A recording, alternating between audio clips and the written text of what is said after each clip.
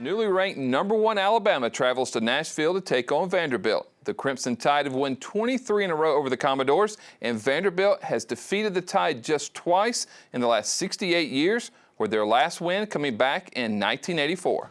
The last matchup between the two schools was in 2022 as the Tide rolled to a 55-3 win in Tuscaloosa. The last trip to Nashville for the Tide was a 59-0 win back in 2017. The Commodores enter this year's matchup 2-2. Vanderbilt got a big win in Week 1 over Virginia Tech, a 34-27 win in overtime. After a 55-0 rout of Alcorn State, the Commodores dropped a 36-32 decision to Georgia State in Atlanta. Vanderbilt bounced back the following week, almost upsetting 7th-ranked Missouri. Down by 3 in the second overtime, Vandy had a chance to tie it and send it into a third overtime, but the 31-yard field goal attempt went wide left as the Commodores' upset bid fell just short. Vanderbilt is 5th in the SEC in scoring offense, averaging 37 points per game. That's up over 15 points per game from last season.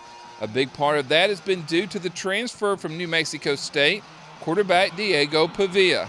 Pava has thrown for 721 yards and 6 touchdowns and is also the Commodores' leading rusher, averaging over 69 yards per game, on pace to set the all-time single-season rushing record for a Vandy quarterback.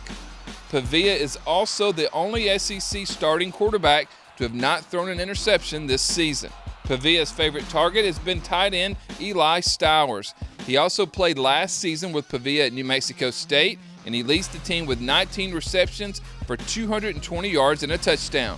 Vandy has been strong in the red zone, scoring on 18 of their 19 trips inside the 20, with 14 of those being touchdowns. The Commodores have protected the ball well as they fumbled only once for their only turnover on the season, and they are also tied for 3rd in the SEC in turnover margin with the Crimson Tide at +3.